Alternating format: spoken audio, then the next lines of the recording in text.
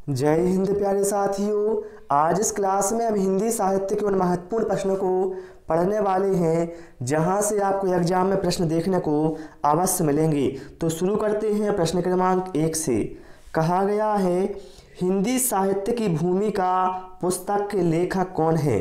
4 option हैं, रामचंद्र शुक्ल, रामकुमार वर्मा, विश्वनाथ प्रसाद मिश्र या फिर हजारी प्रसाद द्विवेदी।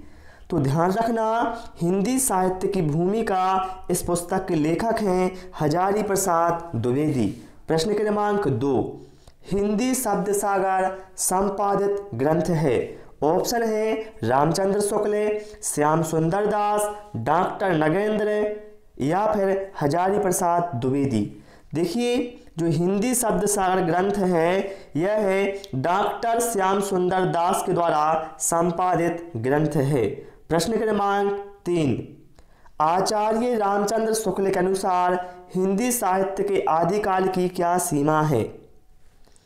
तो आचार्य रामचंद्र शुक्ल के अनुसार हिंदी साहित्य का जो आदिकाल है, जिसे वीरगाथा काल भी कहा जाता है, इसकी सीमा है विक्रम संवत 1050 से विक्रम संवत 1375 तक। ठीक है। प्रश्न क्रमांक 4 पर आते हैं, हिंदी साहित्य के इतिहास को व्यवस्थित रूप प्रदान करने का श्रेय किसको जाता है? शिवसेन सरोज को, आचार्य रामचंद्र शुक्ल को, जॉर्ज ग्रियर्सन को या फिर मिश्र बंधु को। तो हिंदी साहित्य को व्यवस्थित रूप प्रदान करने का जो श्रेय है वह जाता है आचार्य रामचंद्र शुक्ल को। और आप सभी से रिक्वेस्ट है, वीडियो पसंद आ रहा है तो वीडियो को लाइक और शेयर जरूर करें। भक्ति काल का नाम पूर्व मध्यकाल किस आचार्य ने दिया है? ऑप्शन है डॉक्टर नगेंद्र ने, डॉक्टर रामकुमार वर्मा ने, आचार्य नंददुलारी वाजपेयी ने या फिर आचार्य हजारी प्रसाद द्विवेदी ने। तो देखिए, आचार्य हजारी प्रसाद द्विवेदी जी ने पूर्व मध्यकाल कहा है भक्ति काल को। यहाँ पर जो हमारा करेक्ट आंसर है वो ऑप्शन डी के साथ जाएगा। और आचार्य हजारी प्रसाद द्विवेदी ने रीति काल को उत्तर मध्यकाल कहा है। प्रश्न क्रमांक 6 पर आते हैं, हिंदी कोविद रत्नमाला के लेखक कौन है? महावीर प्रसाद द्विवेदी, श्याम सुंदर दास, रामचंद्र या फिर भारतेंदु हरिश्चंद्र।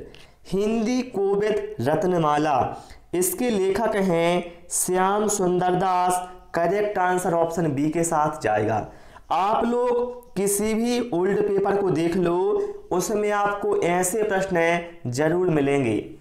आचार्य रामचंद्र शुक्ल ने द्वितीय उत्थान का समय कब से कब तक तय किया है?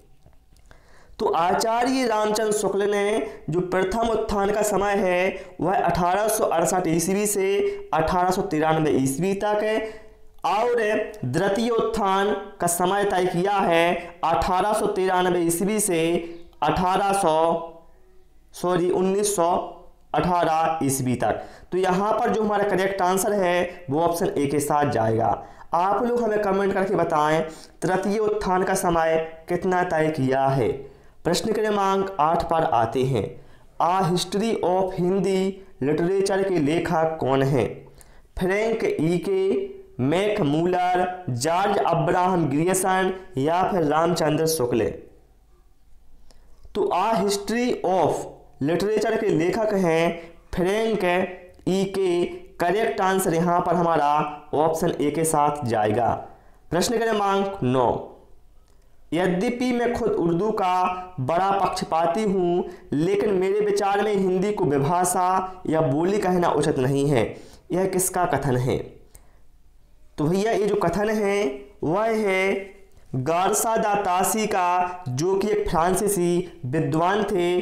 करेक्ट आंसर यहाँ पर हमारा ऑप्शन बी के साथ जाएगा। प्रश्न क्रमांक 10, पुरानी हिंदी ग्रंथ के लेखक कौन है? ऑप्शन है चंद्रधर शर्मा गुलेरी, नलिन बिलोचन शर्मा, रामचंद्र शुक्ल या फिर हजारी प्रसाद द्विवेदी। पुरानी हिंदी ग्रंथ के लेखक हैं भैया Chandradhar Sharma Guleri. Correct answer option A के साथ चला जाएगा। अगला है, हिंदी साहित्य का दूसरा इतिहास इस ग्रंथ के लेखक कौन हैं? ऑप्शन है नामवार से हैं, दूधनाथ से हैं, सुमन राजे या फिर बच्चन से हैं। हिंदी साहित्य का दूसरा इतिहास, इस ग्रंथ के साथियों लेखक हैं उनका नाम है बच्चन से हैं। करेक्ट आंसर यहाँ पर हमारा ऑप्शन डी के साथ चला जाएगा। हिंदी साहित्य का आधा इतिहास निम्नलिखित में से किसके द्वारा लिखा गया? आप लोग भैया ओल्ड पेपर देखना, उसमें लेखक से संबंधित प्रश्न बहुत ज़्यादा पूछे जाते हैं कि कौन सा ग्रंथ किसके द्वारा लिखा गया, क्या नाम था। ठीक है, तो हिंदी साहित्य का जो आधा इतिहास है ये लिखा गया किसके द्वारा? डॉक्टर सुमन राजे के द्वारा। करेक्ट आंसर यहाँ पर हमारा ऑप्शन बी के साथ जाएगा। अगला है हिंदी साहित्य का पहला इतिहास किसके द्वारा लिखा गया था? हिंदी साहित्य का पहला इतिहास लिखा गया था, बताना है कौन सी भाषा में लिखा गया था? संस्कृत भाषा में, जर्मन भाषा में, फ्रेंच भाषा में या फिर अंग्रेजी भाषा में? तो मेरे भैया हिंदी साहित्य का जो पहला इतिहास है ये लिखा गया था फ्रेंच भाषा में।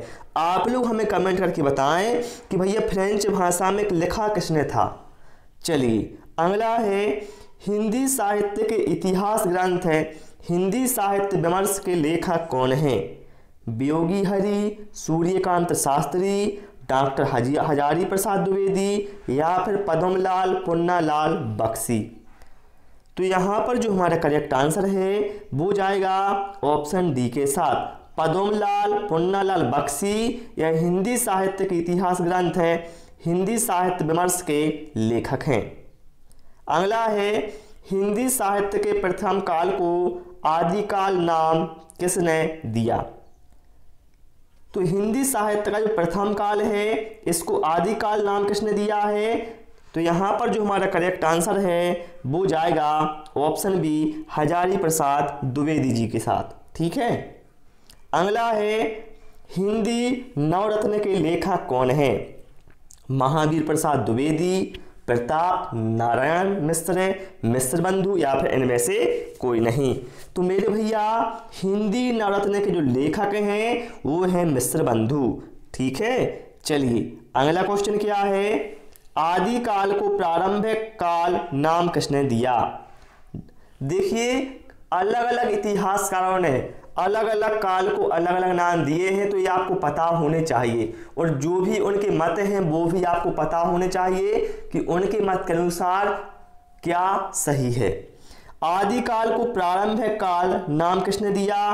तो यहाँ पर साथियों जो हमारा करेक्ट आंसर है वो जाएगा मिश्र बंधु के साथ। ठीक है, मिश्र बंधु ने प्रारंभिक काल को भैया दो भागों में बांटा है, पहला है पूर्व आरंभिक काल और दूसरा उत्तर आरंभिक काल। ठीक है, चलिए प्रश्न क्रमांक 18 पर आते हैं। आदिकाल को बीजोपन काल नाम किसने दिया? बहुत ही महत्वपूर्ण प्रश्न है, सारे ही मैंने पहले ही बोल दिए थे। तो आदिकाल को जो बीजापन काल है ये नाम किसने दिया है? यहाँ पर जो हमारा करेक्ट आंसर है वो हजारी प्रसाद द्विवेदी जी के साथ चला जाएगा। चलिए इसके बाद प्रश्न क्रमांक 19 पर आते हैं। हिंदी साहित्य के आरंभिक काल को सिद्ध सामंत काल किसने कहा है? हिंदी साहित्य के आरंभिक काल को सिद्ध सामंत काल कहा है राहुल सांकृत्यायन ने। जैसा कि मैंने अभी आपको बताया है इसी तरह के प्रश्न भैया एग्जाम में बार बार ट्रेंड करते हैं, तो आपको इसी तरह के प्रश्नों पर ध्यान देना है। ठीक है, और यदि आप लोग कमेंट करेंगे तो मैं यह जो हिंदी साहित्य की क्लास है वह कंटिन्यू रखूँगा। उम्मीद है आप सभी को वीडियो पसंद आया होगा। वीडियो पसंद आया हो वीडियो को लाइक और शेयर करें, चैनल को सब्सक्राइब करें। Thanks for watching this video.